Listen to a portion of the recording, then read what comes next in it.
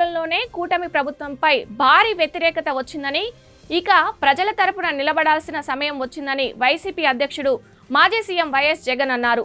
2025 జనవరి 3వ వారం నుంచి జిల్లాల పర్యటన మొదలవుతుందని, ప్రతి పార్లమెంటులో బుధ గురువారాలలో తాను నిద్ర చేస్తానని చెప్పారు.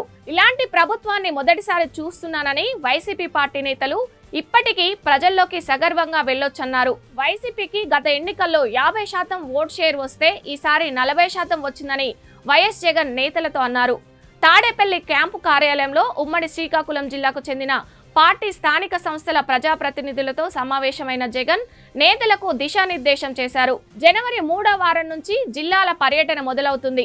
జిల్లాల్లో నేను నిద్ర చేస్తాను.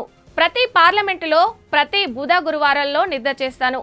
అన్ని నియోజకవర్గాల్లో కార్యకర్తలతో మమేకం అవుతాను. ప్రజల తరపున నిలబడాల్సిన సమయం వచ్చింది. 6 నెలల పాలనలోనే ప్రభుత్వంపై వ్యతిరేకత వచ్చింది.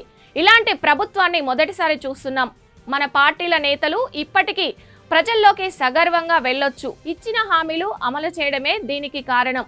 ఎన్నికల సమయంలో ఇంటింటికి తిరిగి అసత్య హామీలు ఇచ్చారు. మనం లబ్ధి చేస్తుంటే వాళ్ళు చేస్తామని అబద్ధాలు చెప్తున్నారని మన పార్టీ వారు అప్పట్లో చెప్పారు. అతి నిజాయితీ, అతి మంచితనం నాలో ఉన్న సమస్య అని మన పార్టీ వాళ్ళు చెప్పారు. అయితే వాటి వల్లే మరలా వైసీపీ అధికారంలోకి వస్తుంది.